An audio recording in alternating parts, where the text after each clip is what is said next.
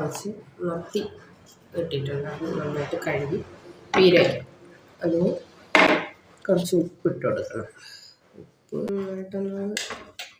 ഉപ്പും മഞ്ഞൾ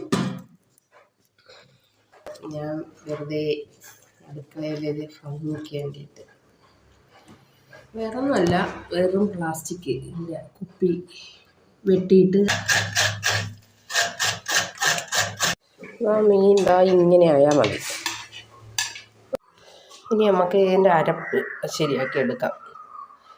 മുളകും കൊച്ചുള്ളി ഇഞ്ചിയും വെളുത്തുള്ളിയും കുറച്ച് തേങ്ങ ഇതേപോലെ എല്ലാം ചതച്ചെടുത്തിട്ടുണ്ട്. അതിൻ്റെ കൂടെ തേങ്ങയും മഞ്ഞൾപ്പൊടിയും ഒരു ശകലം പുളിയും കൂടെ വാളംപുളിയും കൂടെ അരച്ചെടുത്തിട്ടുണ്ട്. ഊരി അതെല്ലാം നമുക്ക് എടുത്ത് കൊടുക്കാം. ഉള്ളില്ലാതെ കുഞ്ഞുങ്ങൾക്കൊക്കെ കൊടുക്കാം. എല്ലാം ഊരിയെടുത്തിട്ട്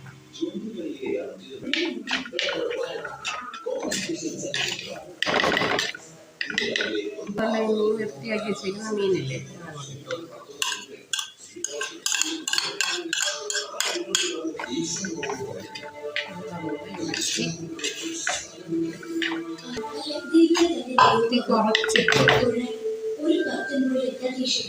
മീനിന് വേവൊന്നുമില്ല കേട്ടോ, പുഴുങ്ങിയ മീനല്ലേ. ഇതിലോട്ട് കുറച്ച് കറിവേപ്പിലയും കൂടെ ഇട്ട് കൊടുക്കാം. നല്ല മണം വെന്ത് നല്ല മണവും ഇതൊക്കെ വന്നതിന് ശേഷം നമുക്ക് കുറച്ച് വെളിച്ചെണ്ണ അതിൽ ഒഴിച്ച് ഒന്ന് ഇളക്കി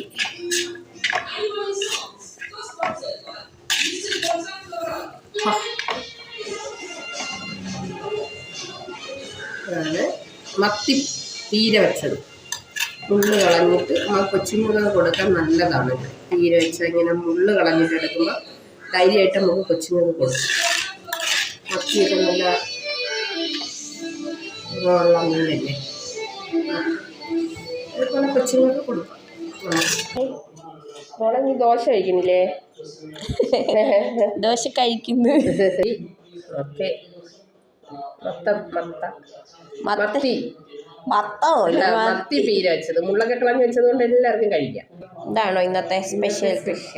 പഴം, മത്തിപ്പീര, ദോശ, മത്തി പീര വെച്ചത്. ഓക്കെ, ടേസ്റ്റ് ചെയ്ത് കാണിക്കാവോ? ഓക്കെ അല്ലേ? ടേസ്റ്റ് ചെയ്യാനൊന്നുമില്ല, സൂപ്പറാ.